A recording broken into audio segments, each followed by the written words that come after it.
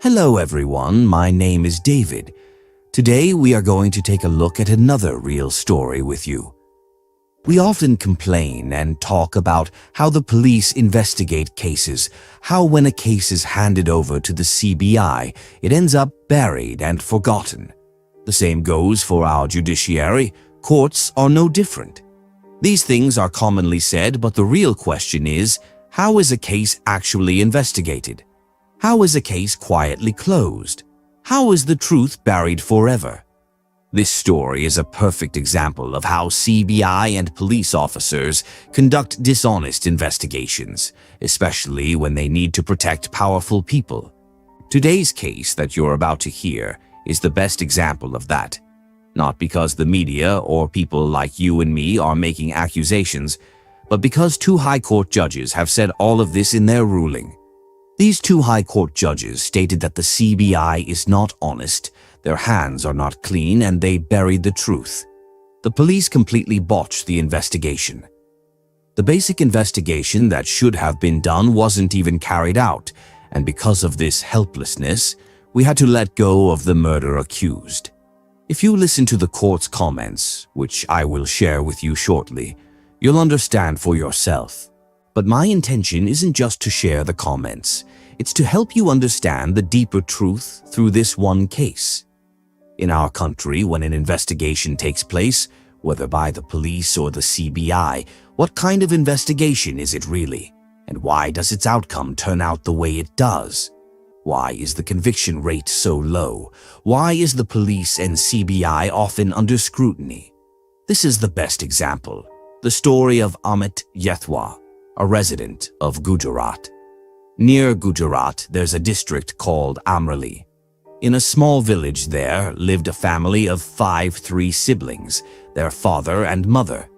From childhood, Amit was all bright in studies and driven by a passion to do something good for society. Then he pursued an LLB degree and also studied pharmacy. Eventually, he got a job in a pharmaceutical company. But while working there, he noticed that medicines were being sold mainly to private companies. He raised his voice against this. In response, he was transferred to a remote and isolated location. However, he had a strong revolutionary spirit and chose to resign from the job. After that, he dedicated himself to social work. He began working in the Gir forests of Gujarat, which are famous for their lions.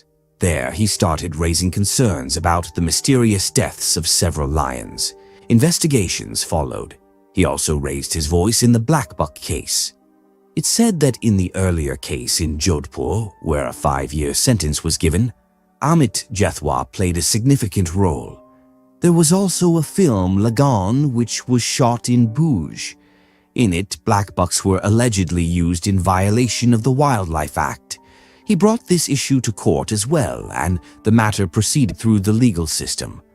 So he kept doing many things, and gradually he found out that the RTI Right to Information had come into effect. Through the Right to Information, he started gathering information about corrupt officials, especially forest officers, and also about the lions and the illegal mining happening around the Gir forest. He began working on exposing all of this. As he got deeper into this work, powerful people became his enemies. Once, there was even a deadly attack on him, and he had to stay in the hospital for 3 months. But slowly, he didn't back down from his work. Around that time, Amit Jethwa received a report that in the famous Gir forest, there was illegal deforestation and mining happening in and around the forests. He started reporting and filing complaints about it. Amit Jethwa also filed an RTI on the matter. After filing the RTI, he took the matter to court, and the court issued an order. Up to this point, everything was fine. His family was receiving threats, but he stayed focused on his work and made a name for himself as an RTI activist. He was just 32 or 33 years old at the time. But then Amit Jethwa made a mistake.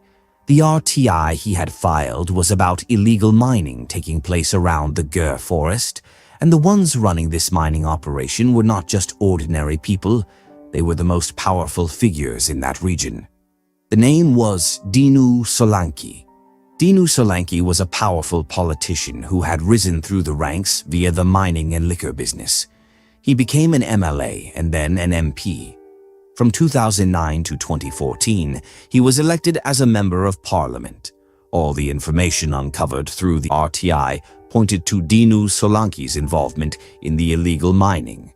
Once the RTI report came out, the police were forced to take action and raid the mining sites. They seized all the equipment used in the operation. But here's the shocking part. Despite being in police custody, all the equipment was somehow stolen and ended up back with the original owners. When this came to light, Amit Jethwa again went to court. That's when he and his family started receiving serious threats. When the threats started coming in, he kept fighting stubbornly.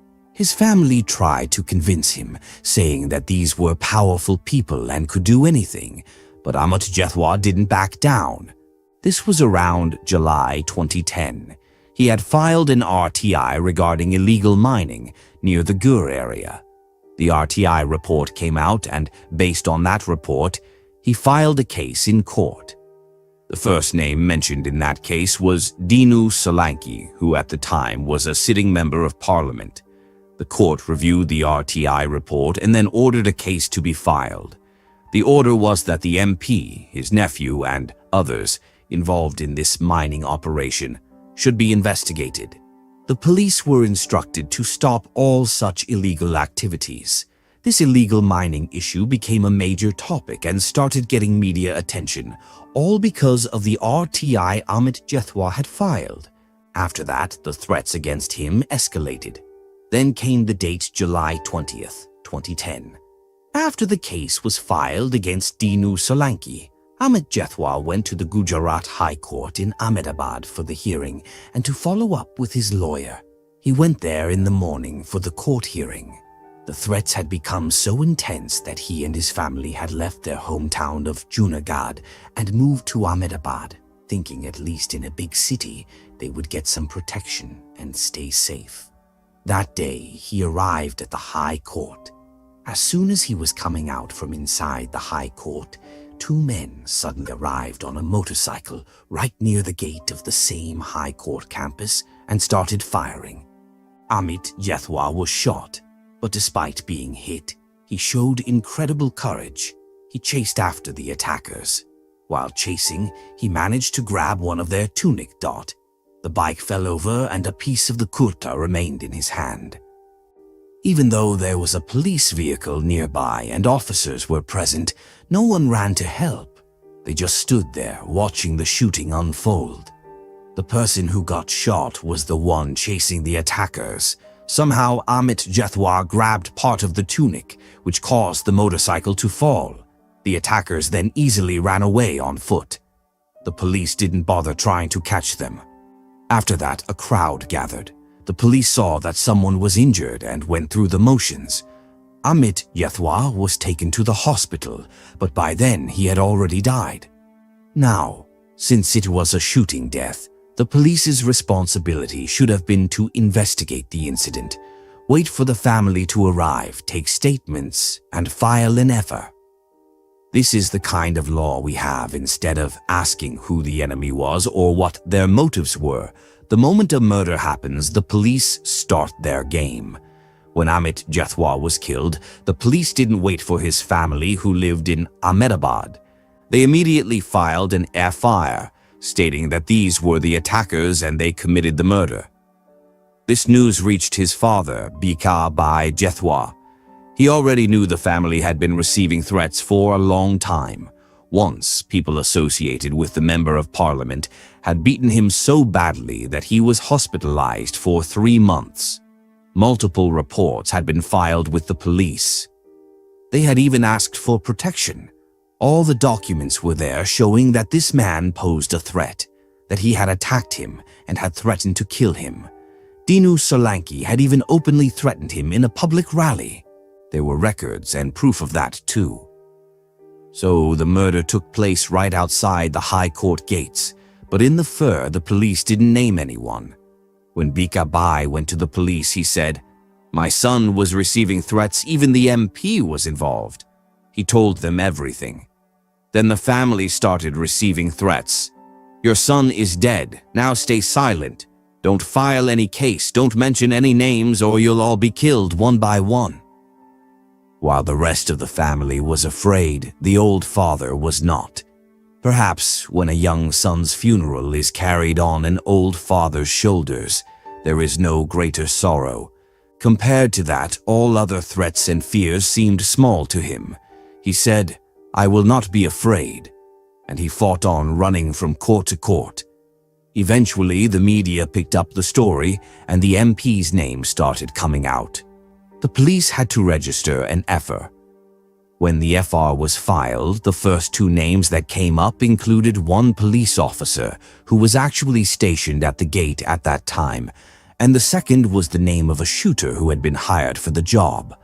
The constable's name was Bahadur Singh, and it was alleged that he was present at the scene and had arranged the shooter.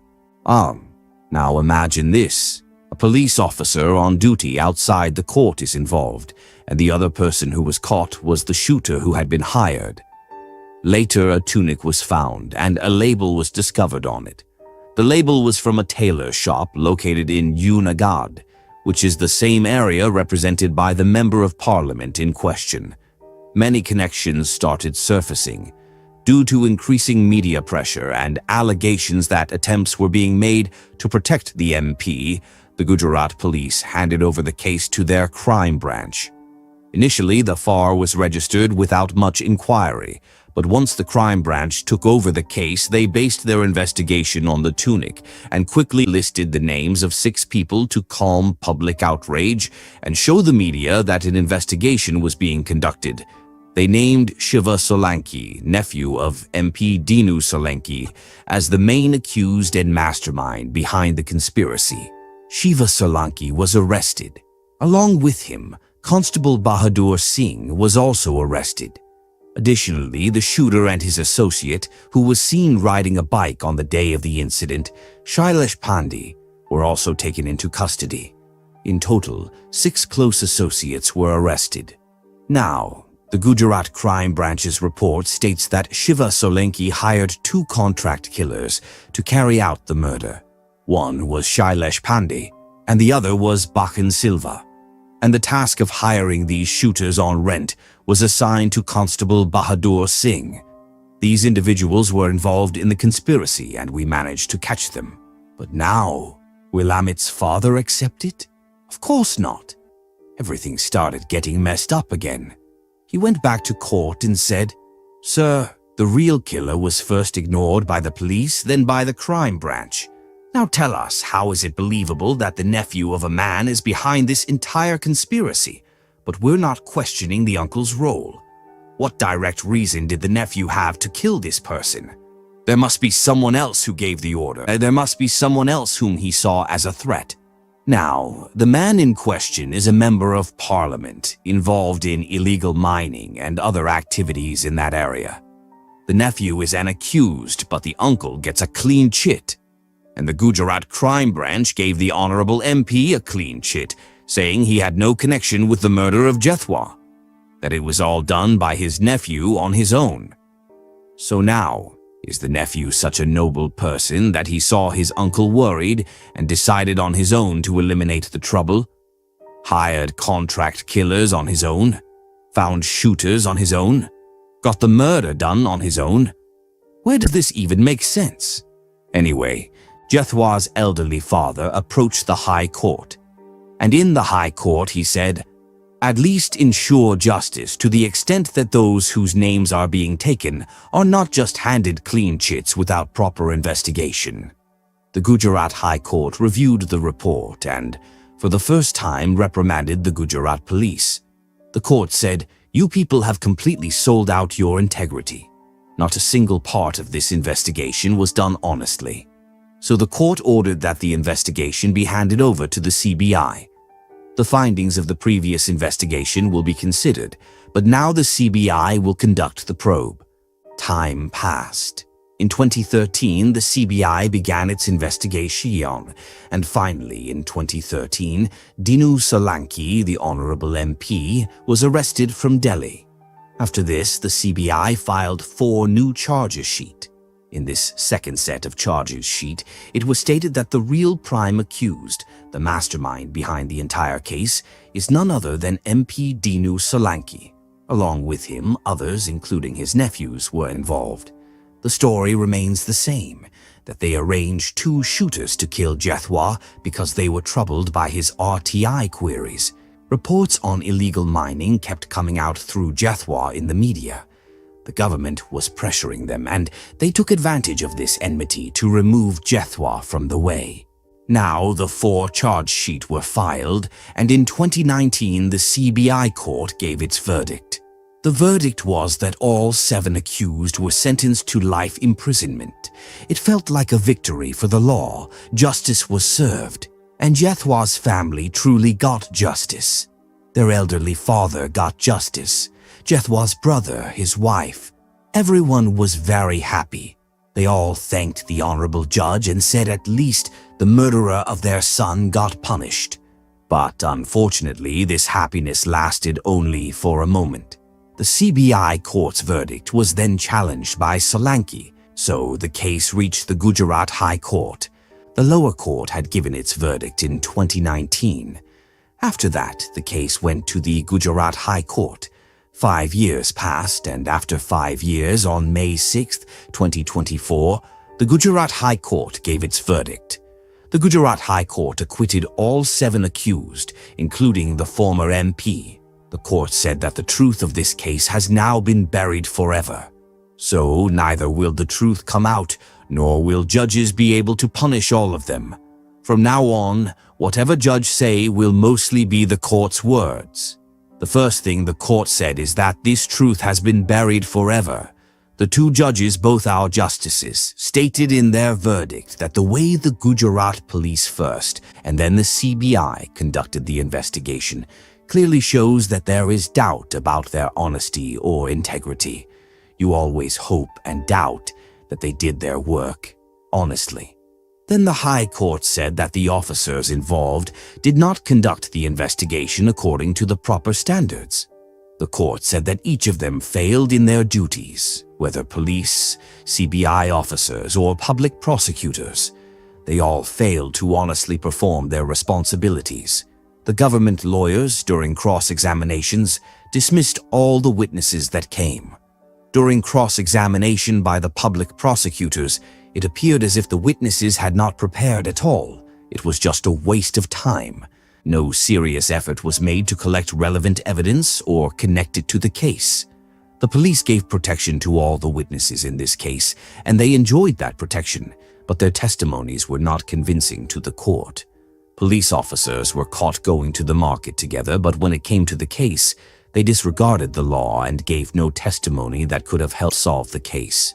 Out of 195 witnesses, 105 were hostile from the start. The court said that the public prosecutors and others failed to properly cross-examine the remaining witnesses. Many witnesses changed their statements in court. Initially, they admitted to being threatened, but later claimed they didn't know anything. Some said shots were fired outside the court. Others said they never heard anything. All this is documented in order. Furthermore, there was a witness named Rama Bai Solanki, considered a key witness who could have helped convict the accused, but he himself fell under suspicion because he stayed silent for 2 years and then suddenly turned into a witness. This raised the question of whether he was really a witness, or if the police and CBI created him to weaken their case or to benefit someone. Even more striking is that the entire conspiracy to commit the murder was said to have been planned at one place, the farmhouse mentioned in the charge sheet, Andhra. This farmhouse, allegedly owned by an MP, was the site where shooters and other arrangements were made. Yet, the CBI officer never bothered to investigate or even visit that farmhouse. The court said it's surprising that the CBI didn't check if the farmhouse actually belonged to the MP or someone else. How can any agency properly investigate without verifying the ownership of the key location? The court said that CBI never went to the farmhouse, the place that could have provided the most crucial evidence. Even you can understand how important it is to check that place. The most shameful part, the court said, is that after the murder, a phone linked to the RTI activist Amit Jethwa was with him and was known to police and CBI. It was in the FIR that the phone was in Amit's pocket. The investigation should have included checking calls made or received in the 24 hours before the murder to find clues or uncover conspiracy layers. But neither the Gujarat police nor the CBI tried to examine the call records or data from that phone. They never touched it. In fact, the court commented that the CBI and police handled this investigation as if they were trying to fit square pegs into round holes, trying to force evidence to fit their narrative rather than following the truth. They neither investigated the phone nor visited the farmhouse, nor presented witnesses properly. They spent money protecting witnesses who just laughed and walked away. And this is how the case ended.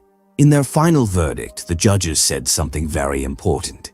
The existence of our democracy and the unity and integrity of the nation depend on the awareness that constitutional morality and legitimacy are as essential as constitutional legality. Righteousness resides in the hearts of the people, and when that dies, no constitution, law, or amendment can save the nation.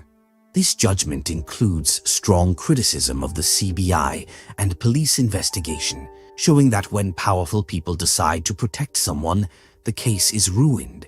This judgment and the judge's comments should be heard by all agencies and police so that maybe some shame arises and future investigations are conducted honestly. But for now, the reality is that the RTI activist, Amit Jethwa, who went out to reform society at the age of 35, did not get justice. Maybe his father will continue fighting in the Supreme Court, but what happens there is uncertain because the High Court has already said the whole truth has been buried. So how will the buried truth ever come out? We will see in time. So this was today's story. Thank you for joining us on this journey today. We hope you enjoyed the content and found it valuable.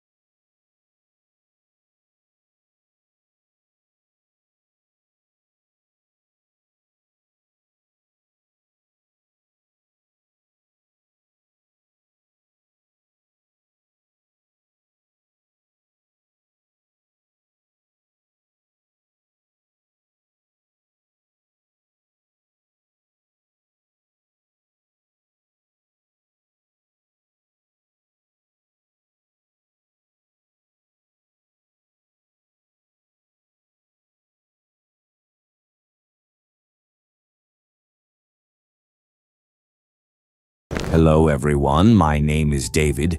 Today we are going to take a look at another real story with you. This goes back to the year 1981.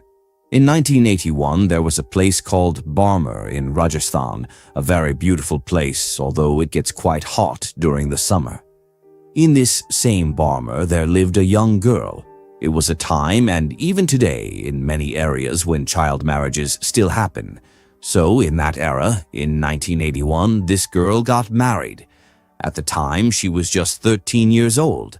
After the wedding and all the traditional ceremonies, the girl returned to her home. Because it's a tradition that when child marriage takes place or when someone gets married at a young age, the girl is not immediately sent to her in-laws' house.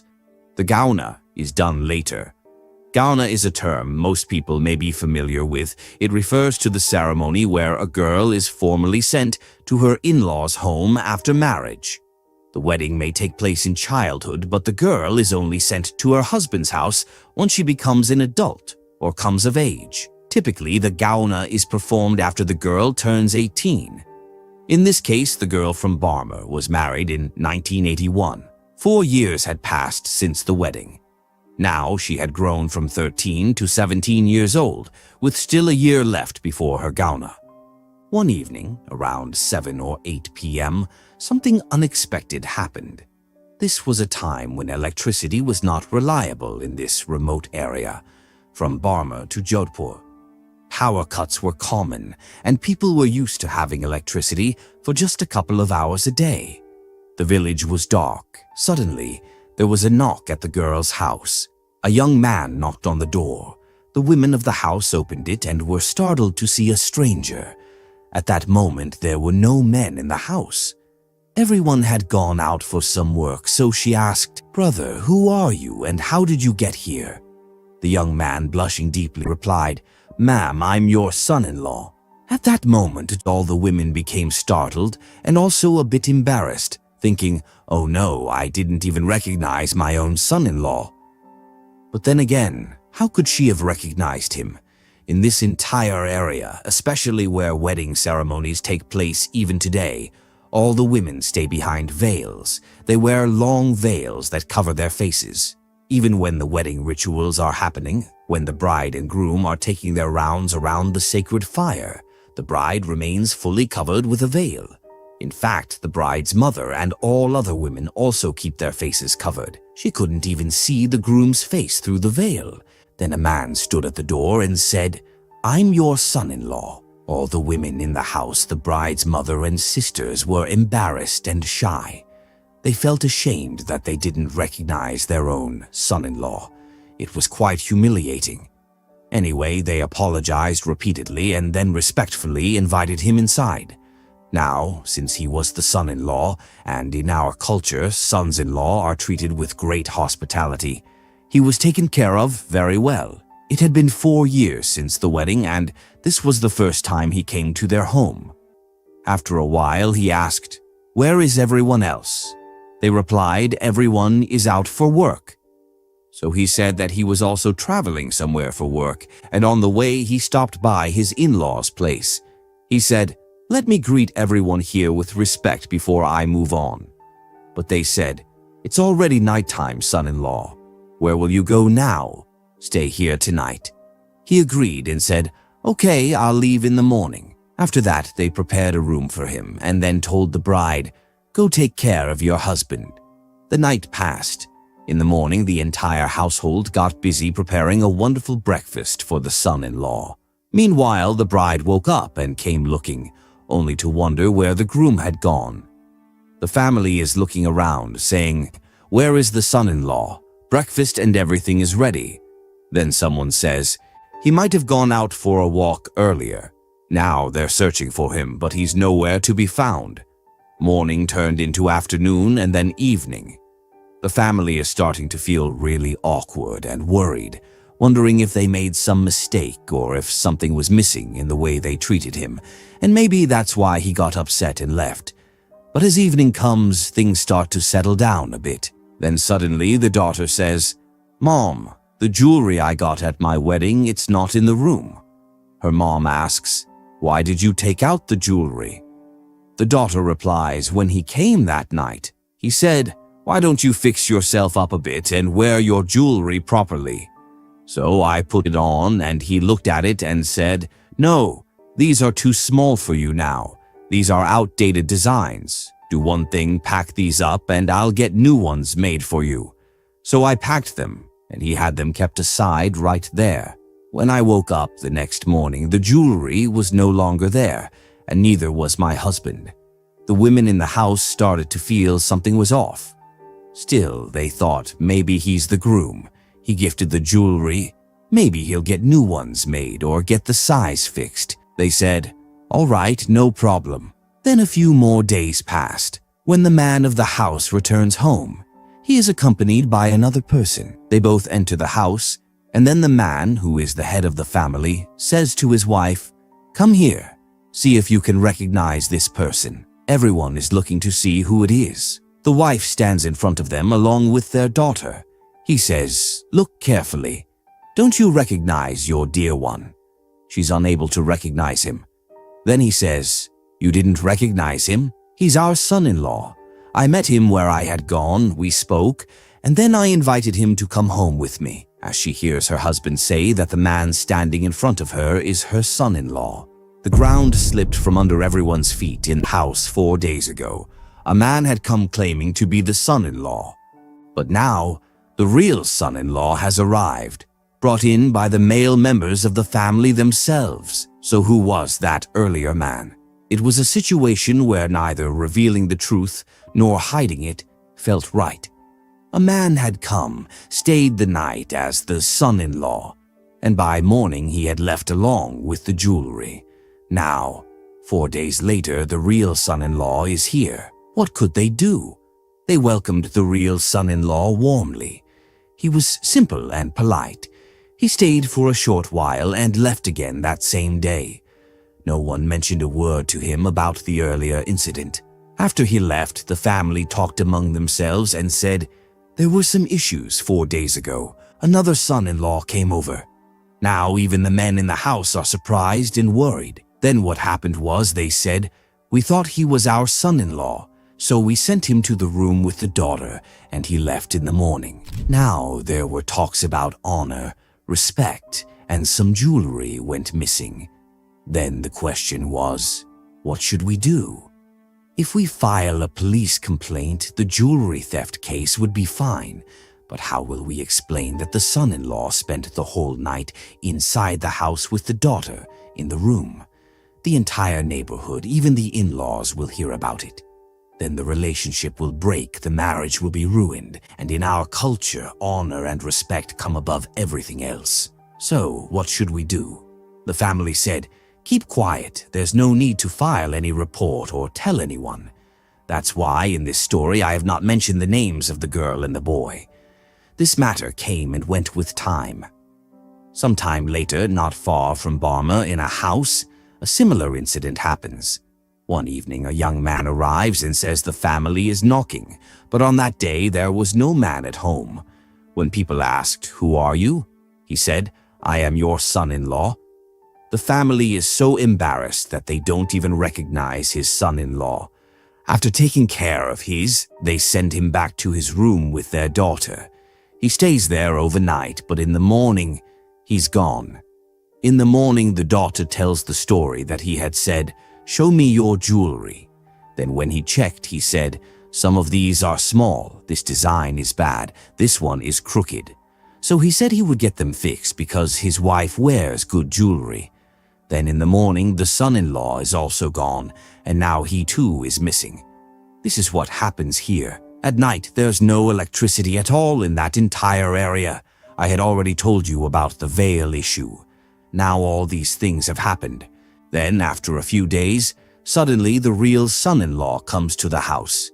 Even the family in this house doesn't know anything about this son-in-law. When this son-in-law arrived, the family was shocked and confused, thinking, "Who is this?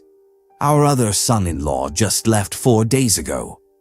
Now, there are 2 different sons-in-law, and they don't even know what's going on. They are bewildered and worried, but can't even tell the truth. Like 4 days ago, another son-in-law came, stayed the whole night, and left in the morning. If they reveal this, their respect will be lost. Well, they took great care of their son-in-law, and then the men of the house arrived. The men recognized him and realized, yes, this is the one. After that, he went into the room, and while staying in that room, and on the day he had come, all the men were there. That night, everyone had returned from work, so since those men had not worn the veil, they recognized their son-in-law. The family was satisfied, thinking, "All right, he's here now." Then what happened was he was sent to the bride's room. Meanwhile, the girl was not told that the husband who had come 4 days ago was fake, and this one who came now was the real one. Because when the groom came, there was the curtain and all the customs inside the house, so that daughter was kept in a separate room, not in front of the son-in-law. After that, it was decided that no one should mention anything. The bride also wore a veil and all that, so she did not see her husband's face, and the husband did not see the wife's face. Then night fell, and he was sent to the room. The husband arrived there, but the girl was unaware that he was her actual husband. She was under the impression that the one who had come 4 days ago was back again. Then they talked in the room. During a conversation, the wife suddenly says, "By the way, what happened to the jewelry you took the other day? Has it been fixed now?" The husband, confused, replies, "What jewelry? When did I take it?" She insists, "The ones you took 4 days ago when you came over." He says, "But this is the first time I'm coming here since our wedding." Now it's the wife's turn to be shocked and confused.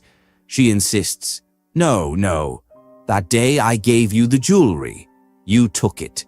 He says, "I swear I wasn't even here." Now the husband is equally stunned. He goes outside and asks the other men in the family, "Who came here pretending to be me?" And then the secret, which had been hidden, comes out. The family admits, "Actually, something strange happened. A man came here and claimed to be our son-in-law. There were no men at home that day, and the women hadn't seen his face because of the veil. Even the bride hadn't seen him clearly, and there was no electricity at the time. He stayed for a while, then left, taking all the jewelry with him. But the real son-in-law was a good and decent man. He said, 'This must be the work of some gang or a fraud person. If we stay quiet, they'll target other families too. It's your duty as responsible citizens to report this to the police.' The family was hesitant, worried about their daughter's honor. But the son-in-law said, 'It's okay. We need to do the right thing. At the very least, we can file a complaint about the jewelry theft. Let's not mention that he stayed the whole night and that the family agreed to it.' For the first time, a police report is filed at the Barmer police station against a thief son-in-law. A few days later, another family from a nearby village comes forward and files a report with the exact same story. The first case gets discussed in the village council, and then that family also agrees to at least file a case about the stolen jewelry. But things took a turn. In the second house where the incident happened, the husband who first raised the issue said, "No, that thief needs to be caught. Who knows how many homes he's targeted, and people are staying silent to protect their honor. Let's do one thing, not just a theft case. Let's also file a rape case against him, because he stayed the whole night pretending to be her husband." That's wrong. So now, 2 theft cases and 1 rape case were filed. The entire village began pressuring the police to catch him. Coincidentally, a while later, a man was seen wandering suspiciously in the village. In the evening, a few people spotted him heading toward a house on the edge of the village and informed the police. A police team arrived at the scene. He was picked up for questioning. When asked, he gave his name as Jia Ram. The police already had their suspicions, so they roughed him up a bit. After being beaten, he told the truth and confessed not just to 3 cases at that time, but to 10-12 similar crimes all at once. The police asked him how he managed to do all this. Then he told his story. He said, "I'm also from a village near Jodhpur and Barmer. My father died when I was a child and my mother raised me. I attended many weddings while growing up, and I was just a young boy at the time, around 17 or 18 years old." He continued, "I had attended so many weddings and noticed a pattern. Most of the marriages here are child marriages. The girls are covered with veils and the actual marital ceremony happens years later. In this culture, after the wedding, girls don't go to live with their husbands immediately. They visit their in-laws only once for some rituals and then return home. The boy and girl are not allowed to spend time together, only when the girl comes of age and then she finally go live with her husband.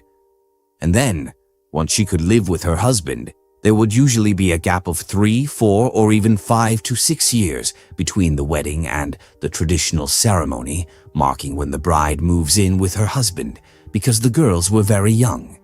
He said that in most of the weddings he had seen, neither the groom had seen the bride's face, nor had the bride seen the groom's. Even the relatives hadn't seen the bride or groom's face because of the culture of wearing a veil. At that time, I was in need of some money. I noticed that women wore a lot of jewelry at weddings. Then the idea came to my mind to commit a kind of theft where people would be robbed but wouldn't even be able to speak up about it, because it would be a matter of honor. So he said, I got the idea to target girls who were married, but their traditional wedding ceremony hadn't happened yet, and at least 1, 2, or 3 years had passed since the wedding. Since I was from that area, I already had an idea about which house the wedding procession had gone to. Then I would find out on my own what the girl's age. If I found out that the traditional wedding ceremony was scheduled around 4 to 5 years after the wedding, I would start planning to target that house. But even in that, I would particularly choose homes that were located in corners or secluded areas. This was the first part of the plan, a conspiracy. The second part was that after doing all these things, he would keep track of when the male members of a household would leave, whether for work, the city, the district, or some nearby town. And on the night they wouldn't return home, that's when he would enter the house, posing as the son-in-law. The reason being, if the men were present, they would recognize him since they were not veiled and knew groom's face. But the women being veiled wouldn't know, so he would carefully scout everything in advance. On the night when no men were at home, he would go there. Since there was no electricity in the village, he would go directly, dressed in new clothes, and claim to be the son-in-law.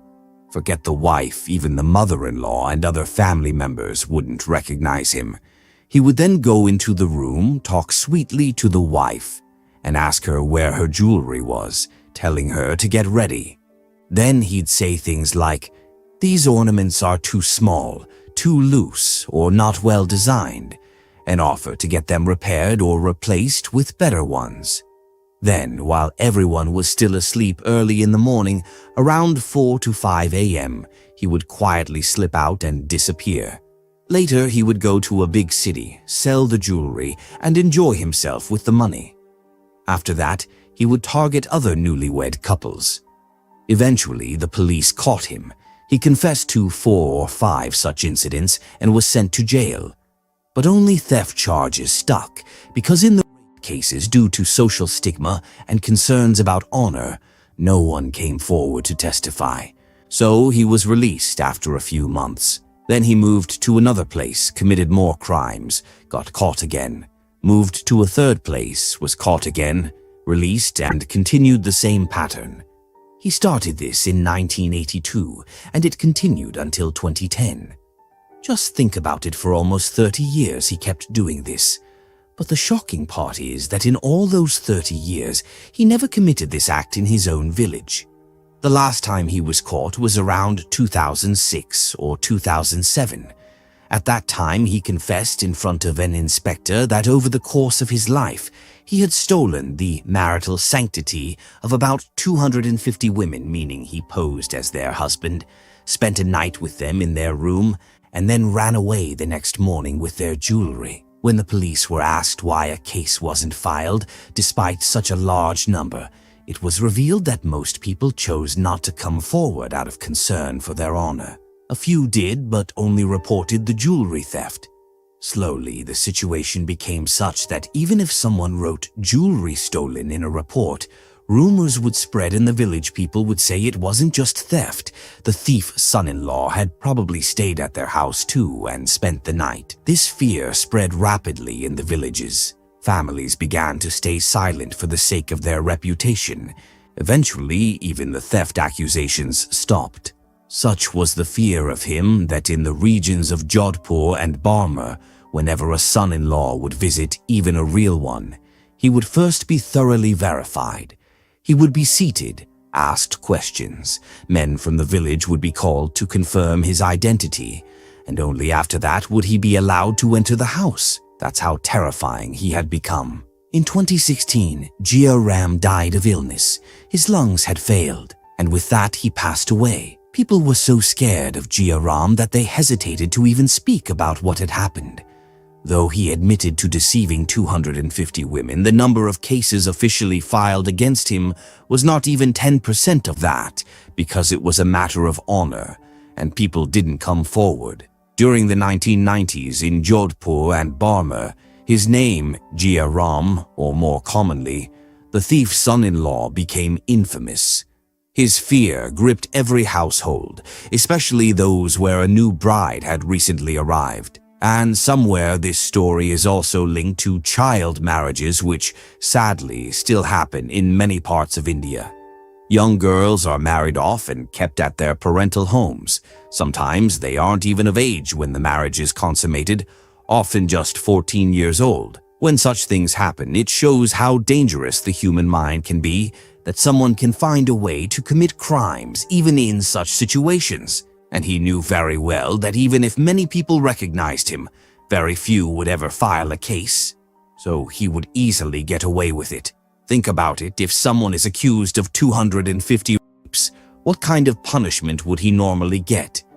But in this case, despite deceiving and violating 250 women, he mostly lived free because he did it through manipulation. And when he finally died, he was still a free man.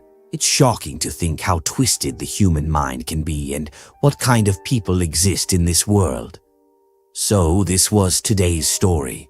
Thank you for joining us on this journey today. We hope you enjoyed the content and found it valuable.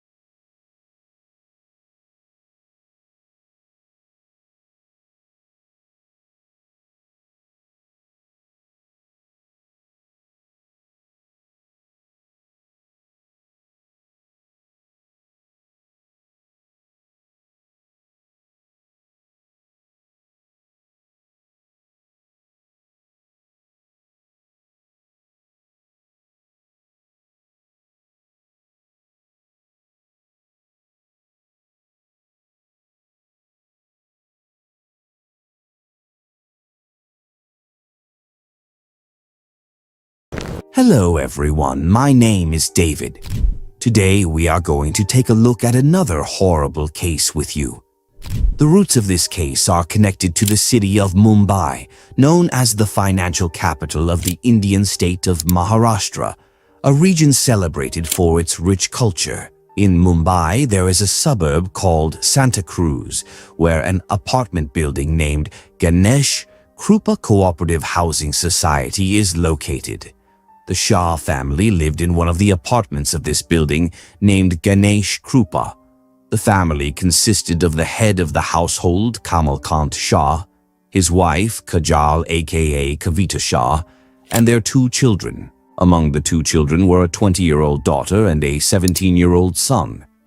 Along with the four of them, Kamalkant Shah's mother, Sarla Devi, also lived in the same house.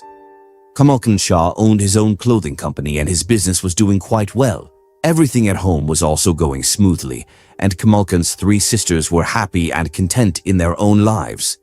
But soon the happiness of this family was about to be overshadowed as Kamalkant's 65-year-old mother, Sarla Devi, began experiencing severe vomiting and extreme stomach pain on July 29, 2022.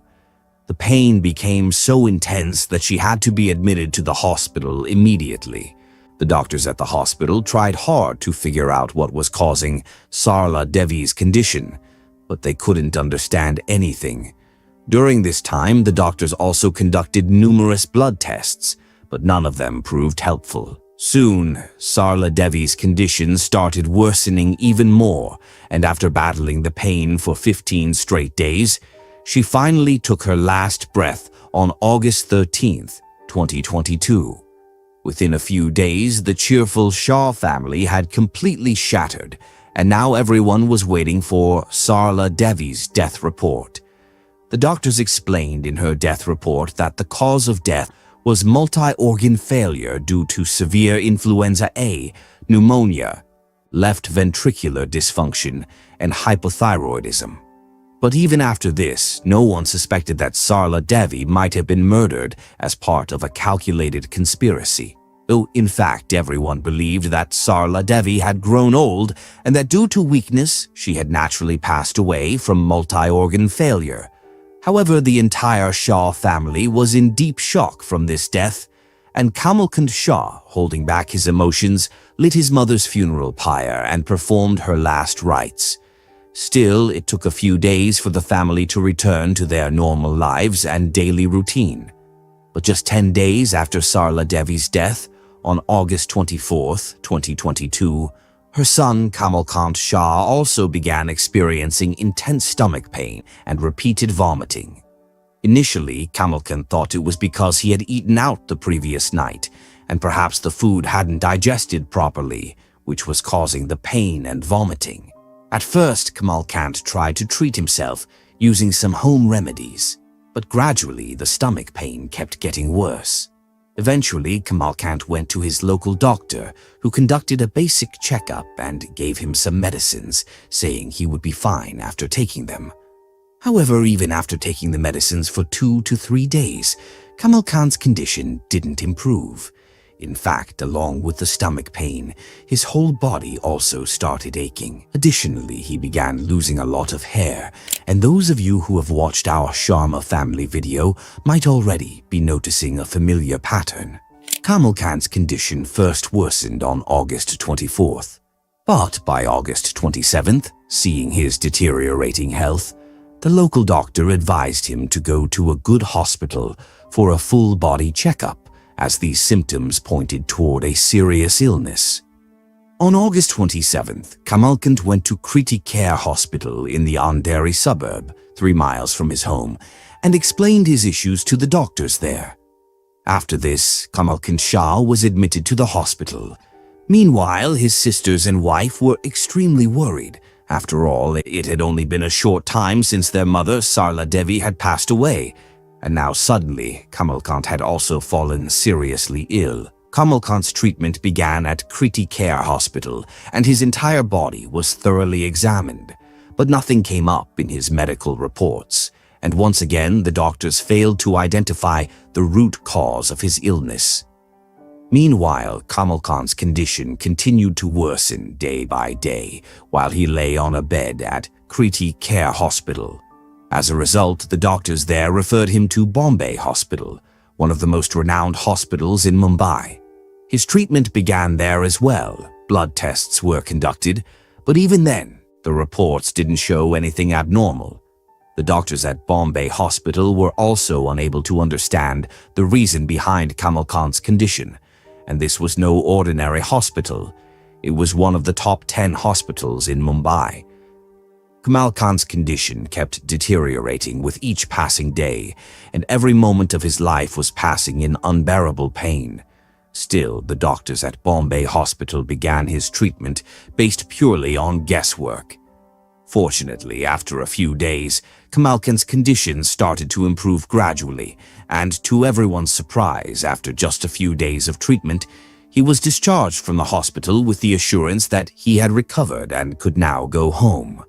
But this relief lasted only 2 days, as Kamalkand fell ill again, and this time his stomach pain was even worse than before. So, once again, the family rushed Kamalkant back to Bombay Hospital. After being admitted again, as soon as the doctors resumed his treatment and gave him some medication, he started feeling better once more. In other words, he remained stable while he was in the hospital, but his condition would worsen as soon as he returned home. However, this time the doctors noticed something unusual. Since the time Kamalkant had been admitted, his hair and beard had stopped growing. Kamalkant's family members had also noticed this, and as a result, the doctors at Bombay Hospital, becoming suspicious, recommended a heavy metal test for him. The test was conducted, and now all that remained was to wait for the report. By September 13th, the heavy metal test report had arrived, and when the doctors read it, they were stunned. It turned out that two chemical elements, arsenic and thallium, were found in Kamalkant's body. Thallium is an extremely toxic metal that was once used in rat poison many years ago. Arsenic, too, is a deadly natural poison. Just a small amount of thallium entering the stomach can cause hair loss, numbness in body parts, and severe abdominal pain. On the other hand, ingesting arsenic can lead to intense vomiting. Both of these chemical elements are colorless, odorless, and tasteless, which makes them very hard to detect. Because of this, the sale of these toxic chemical elements is now banned, as many people started using them to poison their enemies. Although both of these chemical elements are present in the human body in trace amounts, in Kamalkant's case, the arsenic level was 425.76 units, whereas the normal range in the human body is between 0.4 and 1.19 units. Similarly, the thallium level was 362.34 units, while it should normally be between 0.15 and 0.63 units. This meant that both metals were present in Kamalkant's body in quantities several hundred times higher than normal. That's why the doctors at Bombay Hospital immediately informed the police, as they suspected foul play.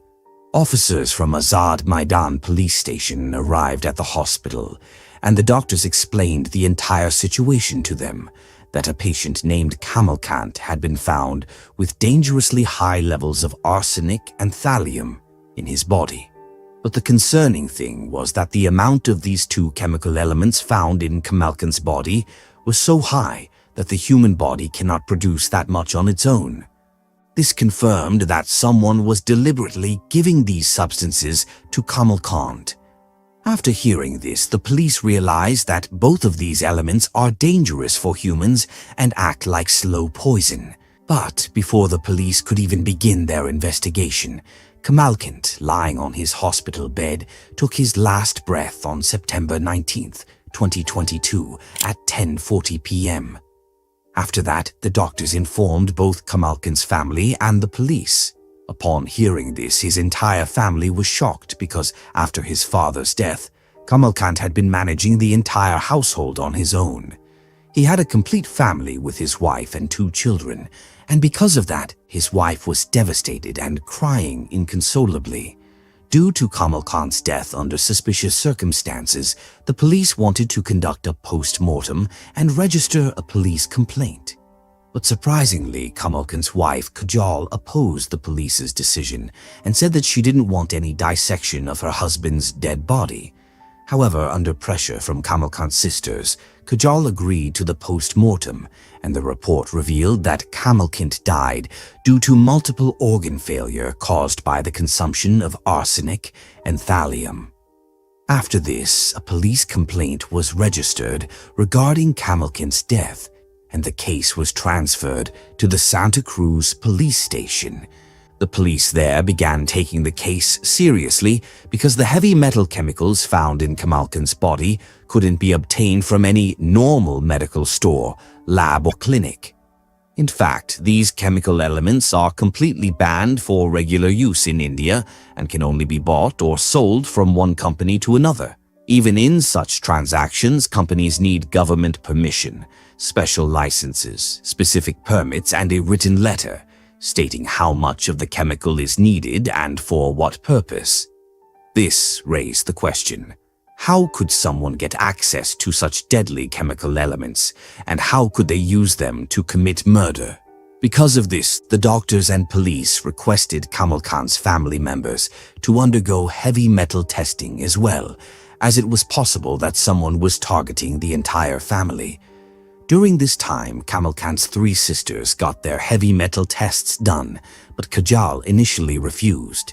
However, after much persuasion, Kajal agreed to the test, and on September 23, 2022, her report revealed traces of thallium in her blood. But the amount was very low, and after receiving the antidote, Kajal fully recovered. However, Kamal Khan's 3 sisters also informed the police that their mother, Sarla Devi, had died in the previous month of August. Before her death, she had shown the same symptoms as their brother, Kamalkant. Upon hearing this, the police began to suspect that Sarla Devi's death might also have been a murder. As new revelations kept emerging in the case, it kept getting more and more complicated. For this reason, the case was taken from the Santa Cruz Police and handed over to Unit 9 of the Mumbai Crime Branch. The Crime Branch is a special unit under the police department or investigative agencies that focuses on investigating and preventing serious crimes. After this, the Crime Branch collected Kamal Khan's medical reports and all the statements given by his family so far, and then they began investigating the case in their own way. The Crime Branch team then spoke to Kamal Khan's company staff, friends, and a few close relatives. And during this time, Kamal Khan's 3 sisters revealed some surprising things to the police. According to his sisters, Kamal Khan had been unhappy with his wife for nearly 2 years. Tension had been growing in their marriage over the past 2 years. As per Kamal Khan's sisters, Kajal would frequently get angry at her husband and also didn't get along with her mother-in-law, Sarla Devi. In fact, in May 2021, Kajal got upset with her in-laws and took her daughter with her to her parental home. She stayed there for the next 4 to 5 months, and then in October 2021, she returned to Mumbai but didn't live with her husband. Instead, Kajal chose to rent a room in the suburb of Vilpara in Mumbai and stayed there. However, in that same month of October, Kajal went back to Kamal Khan's house, took all her expensive jewelry and some important belongings, and returned to her rented flat. Even after this decision by Kajal, both Kamal Khan's family and even Kajal's own family tried to persuade her, asking what had upset her so much and urging her to return to her husband's home and start living with him again. Kamal Khan himself wanted his wife to let go of past grievances and return so they could live happily as a family once again. After several months of efforts to convince her, Kajal finally agreed to return to her in-laws' home in May 2022, but she had a few conditions. Kajal's first condition was that she would maintain distance from Kamalkant and sleep separately. Her second condition was that she would go wherever she wanted, talk to whoever she liked, and no family member would interfere in her decisions. Kajal's third condition was that she needed money to fulfill all these personal desires, and for that, she wanted 200,000 rupees per month from her husband. To give some perspective, while a normal factory employee or laborer in India earns only 15,000 to 20,000 rupees a month, how could a woman demand 200,000 rupees from her husband each month? For an estimate, 20,000 Indian rupees equal about $235, and 200,000 rupees equals approximately $2,340. Yet, despite all this, all of Kajal's conditions were accepted. And that's when she returned to her in-laws' house in June 2022. Now, Kajal was living freely at her in-laws' house. She only cooked for herself and her daughter and didn't concern herself with the rest of the family. During this time, Kajal also got into an argument with her mother-in-law, Sarla Devi, and by now, everyone felt the household environment might never improve. But according to Kamalkant Shah's 3 sisters, a few days later, Kajal's behavior toward everyone suddenly started to change. She began treating her husband with affection, started speaking respectfully to her mother-in-law, and even took it upon herself to cook and serve food for everyone. She even began giving very little work to the housemaid. Actually, in the Shah family, it was specifically the duty of one maid to regularly give Sarla Devi a glass of warm milk and water from time to time. But now Kajal had taken over even this task herself. However, this is where Kamal Khan's three sisters began to suspect that their brother and mother's health started deteriorating only after Kajal had taken full control of the house and kitchen. After hearing all of this, the police's suspicion also deepened toward Kajal, and they decided to follow her background and daily routine. First, the police checked Kajal's call detail records, and they repeatedly saw one number that Kajal called multiple times a day. This number was saved under the name Hitesh Jain, and the same number was also found in Kamal Khan's phone. After this, the crime branch team asked Kamal Khan's sisters about Hitesh Jain and found out that he was their brother Kamal's childhood friend. They had gone to school and college together, and Hitesh was also in the garment business. Besides that, Hitesh considered Kamal Khan a brother, which is why he occasionally visited their home. So, finding Hitesh Jain's number in both Kamal Khan and Kajal's phones seemed normal, and one might think the police shouldn't have suspected him too much. But the shocking thing was that Kajal was chatting with Hitesh on WhatsApp and also speaking with him quite frequently over calls. Now the question was, why and what would a woman talk about so extensively with a normal family friend? To find answers to these questions on December 1st, 2022, the Mumbai Crime Branch arrested Kajal and began interrogating her. Although the police couldn't locate Hitesh at that time, they still used all their resources to track him down. Meanwhile, the police interrogated Kajal strictly, and eventually she broke under pressure and revealed a shocking story. Actually, when Kamalkant was only 10 years old, his father passed away, and at that time all three of his sisters were also very young. A few years after his father's death, Kamalkant began taking responsibility for his entire family. He supported the education of his three sisters and also worked while continuing his own studies. Later, Kamalkant started his own clothing business, which became quite successful due to his hard work. Then, in 2002, Kamalkant married Kajal, also known as Kavita, whose father was a well-known industrialist from Surat, a city in Gujarat, India. Later, the couple had 2 children, and at the time of Kamal Khan's death, their daughter was 20 years old and their son was 17. Kajal also told the police that Hitesh often came to their house because he was a very close friend of her husband. But due to his frequent visits, Kajal also began casually talking and laughing with Hitesh. Initially, Hitesh considered Kajal his sister-in-law, and they started joking around with each other, which led to a good friendship between them. As a result, when Kajal started having arguments with her husband in the early days, she began sharing her sorrows with Hitesh. Gradually, she began sharing all her joys and sorrows with him, and Hitesh became her emotional support. During this time, Hitesh started developing feelings for Kajal and fell in love with his friend's wife. The two would often chat and talk on the phone whenever they had the chance. But around 2020, Kamalkant discovered the affair between his wife and his friend when he caught them in a compromising situation one day.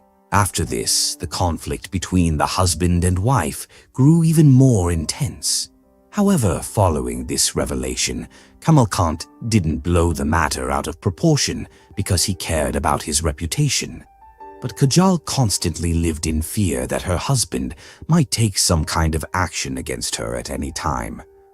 Although Kajal could have divorced Kamalkant at this point, and he would have agreed to it, she also knew that if she filed for divorce herself, she wouldn't receive a single penny in alimony. On top of that, Kamalkant now owned property worth crores and had insurance policies worth millions. He had even made himself, his mother, Sarla Devi, and his wife Kajal stakeholders in his company.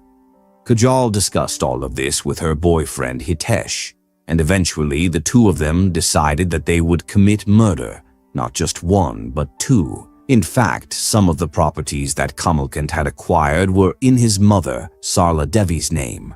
Additionally, Sarla Devi also had a large term insurance policy in her name. She even held a significant share in Kamalkant's company. That's why Kajal knew that if they killed Kamalkant, then her mother-in-law Sarla Devi would become an obstacle later. This is why Kajal and Hitesh also made a plan to kill Sarla Devi. Now they had to come up with a perfect plan to commit two murders in such a way that both deaths would appear natural. For this, Hitesh turned to the internet. Meanwhile, Kajal, angry with her husband, had gone to her parents' house. There, she openly continued to talk to Hitesh all day, since no one was around to stop her. During this time, Hitesh also found a way to carry out the murder through the internet and told Kajal that they would kill her husband and mother-in-law using arsenic and thallium, two deadly chemical elements. Hitesh explained that these two chemicals do not get easily detected in normal blood tests. Furthermore, consuming them does not cause instant death, so no one would suspect them. But since these substances are banned in India, Hitesh came up with a way to obtain them easily. Hitesh created a fake company and then contacted a legitimate company, telling them that they needed some chemical elements to make low-temperature thermometers. He also told the company that the elements were currently needed just for experimental purposes, and that they planned to do bigger business in the future. Hearing all this, the company didn't ask too many questions and initially sent a small quantity of thallium, arsenic, and a few other chemical elements to Hitesh by courier. Now, one part of their deadly plan was complete, and the only thing left was to get the chemicals to Kajal. For this reason, Kajal deliberately returned from her parents' home to Mumbai and started living in a rented flat. After that, Hitesh went to Kajal's rented flat and gave her the arsenic and thallium. From here on, Kajal had to handle everything on her own, so she moved back into her husband's house with her daughter. Once there, Kajal first took over some of the housemaid's responsibilities. Where earlier the maid used to provide Sarla Devi with milk, food and water on time, Kajal now started doing all that herself. She also began serving food to her husband herself and slowly started mixing arsenic and thallium into both their meals. However, Kajal only wanted to kill the two of them, so she didn't mix the chemicals into the entire meal to ensure her child wouldn't consume it. Now, since Sarla Devi was quite old, had fallen ill several times and was physically weak, arsenic and thallium affected her more quickly, which is why she died first, followed later by her son Kamalkant. But after these two sudden deaths, when the police began their investigation and asked all the family members to undergo heavy metal tests, Kajal initially refused. However, 10 days later, she agreed to the test, and the reason behind this was that she herself wanted to consume a very small amount of thallium and arsenic so the police wouldn't suspect her even 1%. That's why, when Kajal got the chance, she consumed a small amount of thallium and arsenic and then went for her test. Now, after hearing this whole story, the police also began searching for Hitesh, and eventually they found him too. After this, the police retrieved his old search history from his cell phone and laptop. Here, the police found that in the past few days, he had searched for arsenic 105 times and thallium 156 times. In addition, from their WhatsApp chats, the police also discovered that Kajal was planning to give thallium and arsenic to her husband while he was in the hospital, but she failed to do so. Apart from this, the police also collected CCTV footage from the rented house where Kajal had stayed for some time with her daughter. In these CCTV footages, the police also found evidence that Hitesh used to come to meet Kajal. Now, the police had the motive for the murder, the method, and the suspect's confession statements. After this, by February 27, 2023, The police filed a 365-page charge sheet in court detailing the alleged crimes. The trial for this case then began in court, and during the proceedings, various pieces of evidence and witnesses were presented before the judge. However, in the middle of this, in May 2024, Kajal appealed for bail in the Sessions Court, but at that time the judge rejected her bail, considering the severity of the crimes committed by Kajal and Hitesh. But in September 2024, when Kajal once again appealed for bail, this time she was granted bail by the Sessions Court on September 18th, citing the lack of direct evidence and concerns for the well-being of her children. In reality, the police only had circumstantial evidence against Kajal. They had no direct evidence. That's why Kajal told the court that she was being framed. The police did not recover any slow poison from her, and they had no solid proof against her. During the bail hearing, the prosecution weakened, and as a result, Kajal Shah is currently roaming free on bail like any ordinary person. However, Hitesh Jain is still behind bars, and even the Bombay High Court has not granted him bail yet. Although the killers murdered 2 people in this case, only 1 murder is recorded in the police records because the police had no evidence to prove that Sarla Devi's death was a homicide. Since Sarla Devi's body was cremated without any suspicion, no heavy metal test could be performed. Because of this, it remains unknown whether her death was natural or part of a conspiracy. But this case is still ongoing in court, and the official sentencing of both killers is yet to happen. If there are any new updates in this case in the future, we will inform you about them through the David True Crime Channel's community posts and in the comments section of this video. So, with that, the Sarla Devi and Kamalkant Shah murder case comes to an end right here. If you appreciate our efforts, like and share this video.